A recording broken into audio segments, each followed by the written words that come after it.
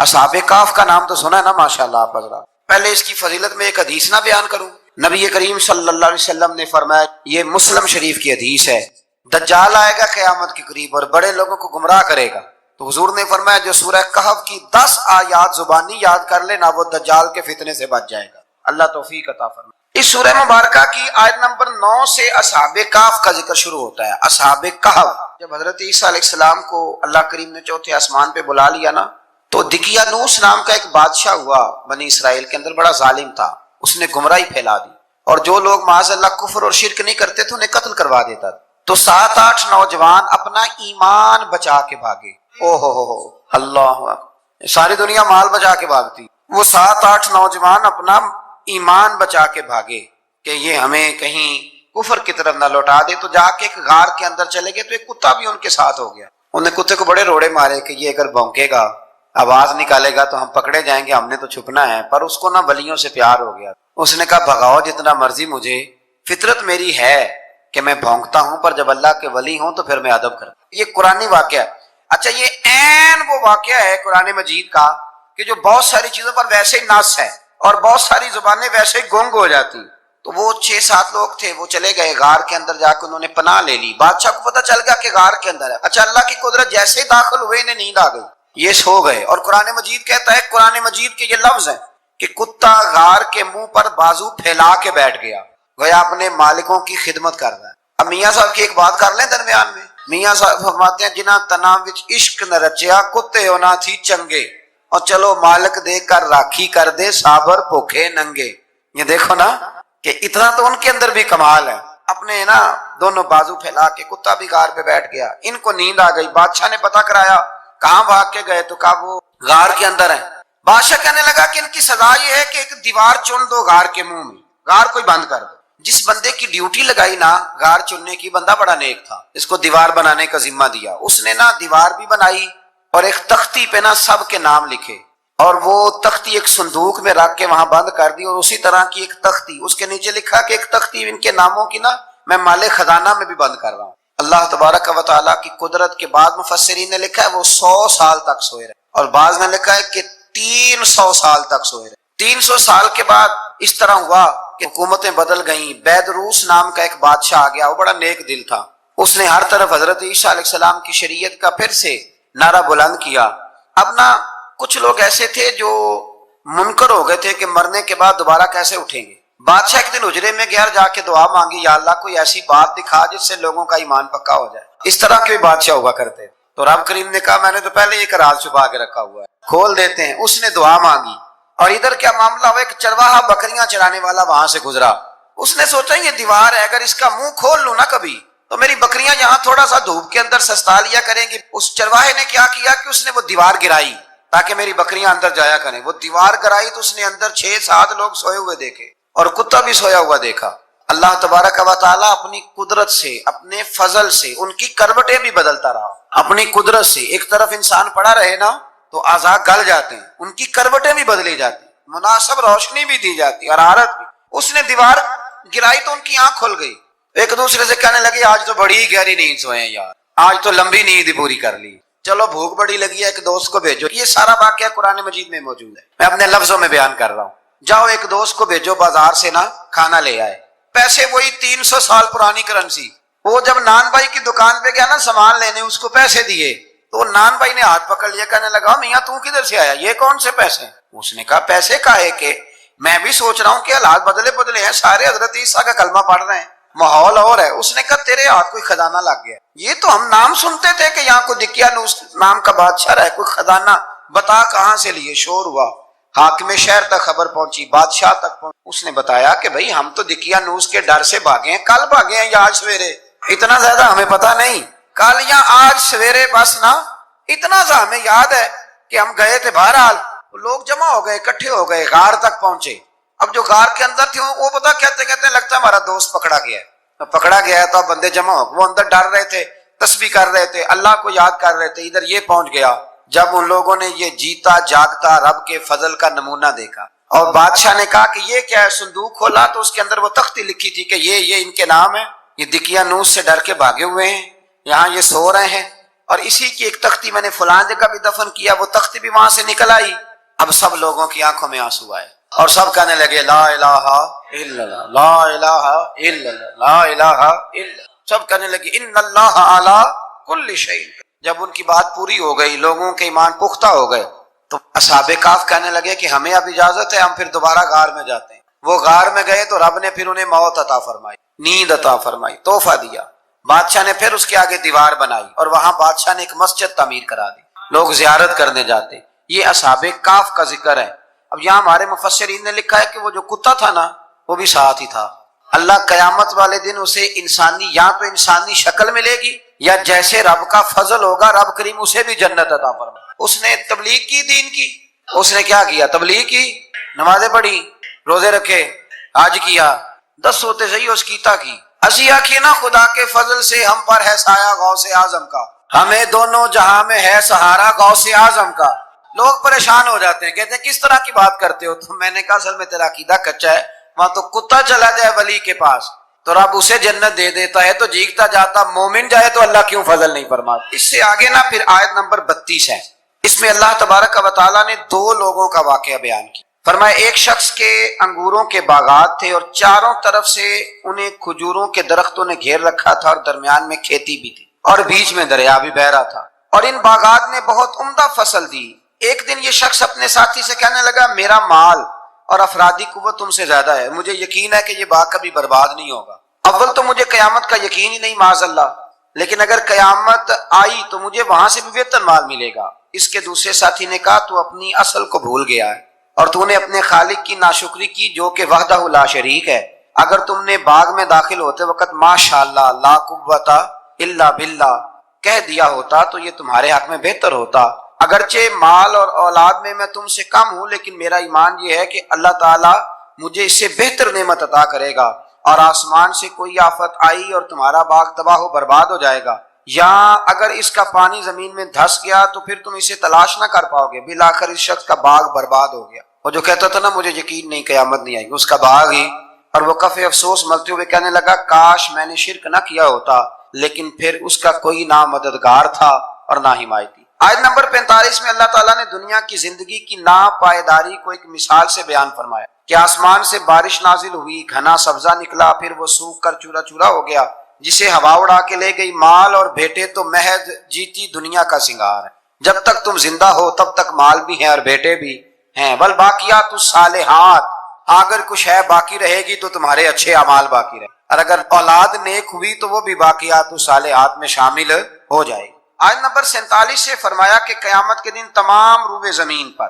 ایک کھلے میدان کی صورت میں ہوگا، سب لوگ صف باندھے رب کے حضور اکیلے حاضر ہوں گے اور اپنے اعمال ناموں کو دیکھ کر خوف زدہ ہوں گے، کہیں گے ہائے افسوس اس اعمال نامے کو کیا ہوا، اس نے نہ کوئی صغیرہ گناہ چھوڑا نہ کبیرہ، مگر سب کو شمار کیا۔ آیت نمبر 50 میں حضرت آدم علیہ السلام کو فرشتوں کے سجدہ، ابلیس کی نافرمانی اور شیطان اور اس کی ذریت کے انسان کے دشمن ہونے کا بیان۔ آگے پھر ذکر شروع ہو جاتا ہے حضرت موسیٰ علیہ السلام اور حضرت خضر علیہ السلام کا۔ یہ لفظ خضر بھی ہے اور خضر بھی ہے، یہ 2-3 طریقوں سے پڑھا جاتا ہے۔ حضرت خضر کے بارے میں مختلف روایات ہیں کہ یہ ولی ہیں کہ نبی ہیں، لیکن مضبوط رائے اکثر بزرگوں کی یہی ہے کہ یہ بھی اللہ کے نبی ہیں، اور بعض نے لکھا ہے یہ ہمیشہ سے زندہ ہیں۔ یہ 2 اللہ کے نبی حضرت الیاس علیہ السلام اور حضرت خضر علیہ السلام، یہ دونوں ہر سال حج میں بھی جاتے ہیں، کیونکہ ایک روایت ملتی ہے کہ محبوب کریم علیہ السلام حج پہ گئے تو فرمایا میں الیاس اور خضر کو پہاڑوں سے اترتے ہوئے دیکھ رہا ہوں۔ تو جن کو اللہ نے کھلی آنکھیں دی ہوتی ہیں پھر انہیں زیارت بھی ہوتی ہے، انہیں یہ نظر بھی آتے ہیں۔ حضرت خضر علیہ السلام کو اللہ نے علم لدنی عطا فرمایا۔ یہ علم لدنی اللہ جس کو اپنے پاس سے عطا کر دے اس کو علم لدنی کہتے ہیں۔ حضرت موسیٰ علیہ السلام ایک دن تقریر کرتے ہوئے کسی نے پوچھا کہ آپ سب سے بڑے عالم ہیں، فرمایا الحمدللہ۔ تو اللہ کریم نے فرمایا نہیں ہے موسیٰ کلیم آپ سے بڑے بڑے بھی ہیں، ہمارے یہاں مسئلہ ہے پا نہ پڑی، اور لوگ مناظرہ کرنے آتے ہیں۔ کئی دفعہ لوگ نا مسئلہ بتاتے ہیں تو میں کہتا ہوں جناب آپ نے بتا دیا کہ اب آپ نے حکم کرنا ہے۔ کبھی کبھی کچھ لوگ ایسی باتیں کرتے ہیں وہ جی آپ ایک بندے کا نام لیتے ہیں ذکر کرتے ہیں، تو میں نے کہا چلو ہم نے بھی کہیں کچھ پڑھا ہی ہوگا نا تبھی تو ذکر کرتے ہیں، لیکن جو آتے ہیں نا لوگ وہ مشورہ تمہارے دور میں ہے ہی نہیں، جس نے جو لائن پڑھ لی ہے وہ اس پہ پکا ہو گیا، سارا نہیں نہ پڑھا، سارا پڑھے پھر بات سمجھ میں آتی ہے۔ حضرت موسیٰ کلیم اللہ کے نبی ہیں اور کیا بات ہے ان کی، اور یہ بھی اللہ کا فضل ہوا حضرت موسیٰ نے یہ بات کی تبھی تو ہمیں اتنی شاندار حکمتوں کے پھول ملے، یہ بھی حضرت موسیٰ کا ہی کمال ہے۔ تو حضرت موسیٰ نے کہا کہ اے اللہ وہ جو مجھ سے بڑا ہے عالم ہے وہ کہاں ملے گا جس سے میں حکمت کی بات سیکھوں؟ تو فرمایا جہاں مجمع البحرین ہے نا، دو دریا ملتے ہیں، وہاں وہ ملے گا۔ حضرت موسیٰ کلیم سے اللہ نے فرمایا کہ جاؤ جہاں دو دریا ملیں گے نا وہاں تمہیں وہ شخص ملے گا۔ تو یا اللہ میں کس طرح؟ فرمایا زادرہ ساتھ لے جاؤ، کھانے پینے کا سامان۔ حضرت موسیٰ کلیم لے گئے، مچھلی بھی لے گئے۔ فرمایا یہ مچھلی جہاں تمہارے برتن سے نکل کے دریا میں داخل ہو وہاں دریا میں شگاف پڑ جائے گا، وہاں وہ تمہیں شخص ملے گا۔ حضرت موسیٰ نے اپنے خادم حضرت یوشع بن نون علیہ السلام کو بھی ساتھ لیا۔ یہ بعد میں حضرت موسیٰ علیہ السلام کے جانشین ہوئے۔ یہ دونوں سفر پہ نکل گئے، ایک جگہ پہ پہنچے جہاں پہاڑ تھا، ساتھ دریا بھی تھا، اس کے نیچے آرام کرنے لگے۔ حضرت موسیٰ کلیم سو گئے تو یوشع بن نون علیہ السلام موجود تھے، مچھلی جھٹ سے نکلی، دریا میں داخل ہو گئی، وہاں راستہ بھی بن گیا۔ اب اٹھے حضرت موسیٰ کلیم، جب اٹھے تو فرمایا چلو چلیں، تھوڑا آگے جا کے فرمایا بھوک لگ رہی ہے، کھانا تو نکالو۔ انہیں یاد آیا، کہنے لگے حضور مچھلی تو دریا میں چلی گئی تھی۔ فرمایا تو نے بتایا نہیں، وہی تو ہماری منزل تھی جہاں مچھلی دریا میں گئی۔ پھر وہاں سے واپس آئے قدموں کے نشانوں پہ، وہاں پہنچے جہاں مچھلی گئی تھی، تو وہاں ایک شخص لیٹا ہوا تھا چادر لے کے۔ آپ نے سلام لی تو انہوں نے کہا وعلیکم السلام یا موسیٰ کلیم اللہ۔ تو آپ نے فرمایا آپ کون ہے؟ فرمایا میں وہی ہوں جس کو آپ تلاش کر رہے ہیں۔ تو فرمایا آپ نے مجھے کیسے پہچانا؟ فرمایا جس رب نے تمہیں بھیجا ہے نا اس نے ہی مجھے بتایا ہے کہ موسیٰ آ رہے ہیں۔ اب حضرت خضر نے جو کچھ فرمایا وہ بڑا شاندار ہے۔ فرمایا موسیٰ کچھ باتیں ایسی ہیں جن کا آپ کو علم ہے اور مجھے نہیں، اور کچھ ایسی ہیں جن کا مجھے علم ہے اور آپ۔ اللہ اکبر، یہ کبھی ہماری سمجھ میں بات آ جائے، یہ کبھی سمجھ میں آ جائے، کچھ باتیں ایسی ہیں جس کا مجھے علم ہے، اور یہ بڑے بڑے سیانے بندے نہیں مانتے، بڑے بڑے میں عالم ہوں جی، تو آپ عالم ہیں میاں ایک شعبے کے، لیکن بہت سارے دنیا میں شعبے ہیں نا، دین کے عالم کا درجہ سب سے بڑا ہے، لیکن قانونی مشاورت کرنی ہے تو آپ وکیل سے کریں گے، گاڑی کے بارے میں پوچھنا ہے تو کسی مکینک سے پوچھیں، لیکن آپ بن کے نہ بیٹھ جائیں۔ فرمایا جس کا آپ کو علم ہے مجھے نہیں، اور جس کا مجھے علم ہے ان میں سے آپ کو نہیں۔ تو کہا میں پھر آپ کے ساتھ رہنا چاہتا ہوں اور میں وہ سیکھنا چاہتا ہوں جو آپ بتا رہے ہیں۔ تو حضرت خضر فرمانے لگے صبر کر لیں گے میرے ساتھ، یہ سب سے مشکل کام ہے، یعنی ہر بات کی تو یہاں لوگوں کو وضاحت چاہیے، کھانسے بھی تو آپ کو بتانا پڑے گا کھانسے کیوں، ہنسے بھی تو آپ کو بتانا پڑے گا ہنسے کیوں۔ بھئی بزرگ ہیں، بزرگوں کی باتوں میں حکمتیں ہوتی، لیکن ہم حکمت کی طرف جانے کو تیار نہیں ہوتے، ہمیں تو فوری طور پہ جواب چاہیے، حل چاہیے۔ حضرت موسیٰ علیہ السلام جناب خضر کے ساتھ چلے، فرمایا صبر کروں گا، میں چلتا ہوں آپ کے ساتھ۔ دریا کے قریب گئے کشتی میں بیٹھنے کے لیے، تو کشتی والوں نے حضرت خضر کو پہچان لیا، بغیر کرائے کے سوار کرایا، اور جب پار اترنے لگے تو حضرت خضر نے کشتی کا ایک تختہ ہی توڑ دیا۔ حضرت موسیٰ کہنے لگے یہ آپ نے کیا کیا؟ انہوں نے نیکی کی، آپ نے تختہ توڑ دیا ہے۔ فرمایا آپ کو کہا تھا نا آپ نے صبر نہیں کرنا۔ فرمایا چلو میں صبر کروں گا۔ تھوڑا آگے گئے تو ایک نوجوان لڑکا، ابھی چھوٹی عمر ہے، وہ ملا، حضرت سیدنا خضر علیہ السلام نے اسے قتل ہی کر دیا۔ فرمانے لگے آپ نے قتل ہی کر دیا؟ ایک قرآن مجید ہے بھائی، میں کبھی کبھی سوچتا ہوں یہ ہم کسی درویش کی بات سناتے تو بندے اڑ جاتے، فتوے نکلتے کہ نہ نکلتے؟ میرا خیال ہے ہر مسجد سے نکلتے، اور فتوے ایک ایک جتنے مسجد میں نمازی ہوتے سب کے ہاتھوں میں فتوے ہوتے۔ قتل کر دیا، قتل ہی ہو گیا بندہ۔ تو حضرت سیدنا موسیٰ علیہ السلام فرمانے لگے آپ نے قتل ہی کر دیا۔ فرمایا میں نے کہا تھا نا آپ نے صبر نہیں کرنا۔ آپ فرمانے لگے چلو اگر اب میں بولا نا تو بے شک آپ مجھے علیحدہ کر دیجیے۔ حضرت موسیٰ کلیم اب بولا تو علیحدہ کر دیں۔ ایک بستی میں داخل ہوئے، بستی کے لوگوں سے پانی مانگا تو انہوں نے پانی بھی نہ دیا، آرام کرنے کو جگہ بھی نہ دی، پر وہاں ایک دیوار گر رہی تھی، حضرت خضر علیہ السلام نے سیدھی کرنی شروع کر دی، ساری دیوار بنائی۔ تو حضرت موسیٰ کہنے لگے کن لوگوں کی خدمت کر رہے ہو جنہوں نے پانی بھی نہیں دیا، جنہوں نے پانی تک نہیں پوچھا؟ فرمانے لگے بس بھئی آپ نے وعدہ کیا تھا کہ اب بولیں گے تو بے شک علیحدہ کر دیں، آپ بولیں، اب آپ کا اور میرا ساتھ زیادہ نہیں چل سکتا، آپ بولیں۔ جو بول پڑے نا غلامی کرے تو رستے لمبے چلتے ہیں، اور جو بولے نا جس کو وضاحتیں چاہیے ہو وہ غلام نہیں ہوتا، اس کے ساتھ پھر باتیں لمبی۔ ہاں تو آنکھ بند کر کے چل، ہاں آزم یاتے لائیے ہی نہ تجھے لائیے تھے، پھر آنکھ بند کر کے پیچھے چل کے بات ختم ہو گئی۔ حضرت خضر علیہ السلام نے جب کہا نا کہ اب آپ کا وعدہ ختم ہو گیا، فرمایا میں آپ کو جانے سے پہلے حکمت بتاتا ہوں، یہ وہ علم ہے جو اللہ نے مجھے اپنے پاس سے عطا فرمایا ہے، یہ وہ ہے جو علم لدنی ہے۔ کہا جناب کیا مطلب؟ فرمایا وہ جو میں نے تختہ توڑا تھا نا، تو یہ مسکین بچے ہیں جن کی کشتی تھی، تو دریا کے اس پار بادشاہ کھڑا تھا، وہ جو صحیح صحیح کشتیاں ہوتی تھی قبضے کر لیتا تھا، اور جو تھوڑی سی ٹوٹی پھوٹی ہوتی تھی نا وہ چھوڑ دیا کرتا تھا، تو میں نے تھوڑی سی کشتی ان کی اس لیے توڑ دی ہے تاکہ دیکھے گا تو چھوڑ دے گا، اس لیے میں نے بھلا کیا ہے۔ اور فرمایا وہ جو بچہ میں نے قتل کیا نا وہ شروع سے ہی کفر کا دل دادا تھا، اس کے ماں باپ نیک تھے، اگر بڑا ہوتا جوان ہوتا تو ہو سکتا ہے ماں باپ کو بھی کفر میں مبتلا کر دے، اب اس کے بدلے اللہ انہیں صالح بیٹا عطا فرمایا، تو یہ بھی میں نے اللہ کے دیے ہوئے علم سے کیا۔ اور فرمایا یہ جو دیوار میں نے نبی ہو کے یا ولی ہو کے مزدوری کر کے دیوار بنائی ہے نا، اللہ اکبر، فرمایا یہ دیوار عام لوگوں کی نہیں، یہ یتیم بچوں کا خزانہ ہے دیوار کے نیچے، یہ گر جاتی تو خزانہ ظاہر ہو جاتا، اور بچائی اس لیے ہے کہ وکانا ابوہما صالحا، ان بچوں کا باپ نیک آدمی تھا، ان کا باپ، قاضی ثناء اللہ صاحب پانی پتی فرماتے ہیں ڈائریکٹ باپ نہیں تھا، 7ویں نسل میں جا کے باپ بنتا تھا۔ سن لیں یہ بھی بات، ایک بندہ نیک ہو تو اس کی 7 نسلوں تک رب خزانوں کی بھی حفاظت فرماتا ہے۔ اب آپ اندازہ فرمائیں کہ بات کتنی دور تک جاتی ہے۔ بزرگوں کی باتوں میں نا حکمتیں ہوتی ہیں، دانائیاں ہوتی ہیں۔ یہ طریقت کے جو لوگ ہوتے ہیں انہیں سبق یہ دیا جاتا ہے کہ آمنا وصدقنا، ماننا ہے اور تصدیق کرنی۔ ہمارا معاملہ یہ ہے کہ یہاں وضاحت دینی پڑتی، وہ جی وہاں کیا ہوا تھا، وہ جو گاڑی آپ کے پاس ہے تو وہ کہاں سے آئی، تو وہ جو کل آپ نیا جوڑا پہن کے آئے تھے تو وہ کدھر سے آیا۔ تو جو لوگ وضاحتیں مانگتے ہیں وہ اپنے نہیں ہوتے، ان کا غلامی کا رشتہ نہیں ہوتا۔ حبیب اور ہوتا ہے، شریک اور ہوتا ہے۔ شریک وضاحتیں مانگتے ہیں، حبیب محبت کرتے ہیں۔ ہمارا آج سب سے بڑا المیہ یہ ہے، سب سے بڑا، کہ ہم کسی حکمت کے تحت کوئی بندہ اگر کوئی کام کر رہا ہے تو مجبوری ہے کہ ہمیں وہ حکمت بتائی جائے، ایسا نہ کریں۔ یہ طریقہ حضرت غوث اعظم رضی اللہ تعالیٰ عنہ، حضور غوث پاک رضی اللہ تعالیٰ عنہ کو ایک شخص ملنے آ گیا، ملا علی قاری نے لکھا ہے، آپ کے ایک مرید نے کہا چل میرے پیر سے ملنے، کہنے لگا میں نہیں جاتا ملنے کسی پیر شیر سے، کہا نہیں آؤ تو صحیح۔ وہ آیا نا تو اس نے دیکھا کہ 50 گھوڑے عربی نسل کے کھڑے ہیں غوث پاک کے دروازے، موٹے تازے چوڑے عربی نسل کے گھوڑے۔ اس کے دل میں خیال آیا، کہنے لگا یار سواری کے لیے اگر رکھے ہیں تو ایک بھی کافی تھا، 50 کی کیا ضرورت تھی۔ اللہ اکبر۔ اب واقعی 50 کھڑے تھے، مرید کے پاس جواب ہی کوئی نہیں تھا، کہنے لگا یار پتہ مجھے بھی کوئی نہیں، لیکن حضرت صاحب نے رکھے ہیں تو حکمت ضرور کوئی ہوگی۔ اللہ اکبر۔ وہ چلے گئے واپس، وہ روز تنقید کرتا، کیسا تیرا پیر ہے 50 گھوڑے رکھے ہوئے، کیسے تیرا پیر ہے 50 گھوڑے رکھے ہوئے۔ کچھ دن گزرے تو ملا علی قاری کہتے ہیں وہ اعتراض کرنے والے کے پیٹ میں کوئی تکلیف ہوئی، بغداد کے سب سے بڑے طبیب کے پاس گیا، اس نے کہا تیرا تو جگر تباہ ہو گیا ہے، عربی نسل کا ایک گھوڑا چاہیے، اس کو ذبح کریں گے، اس کا جگر نکالیں گے، اس کی دوائی بنا کے تجھے کھلائیں گے، اور 50 گھوڑے ہوں گے تو بچے گا۔ اب پریشان ہو گیا، کہنے لگا گھوڑے ہیں تو صحیح، پر جو میں حال کر رہا ہوں گا گھوڑے تو نہیں ملیں گے، میرا تو جوتوں والا کام ہے، وہ شاید مل جائیں۔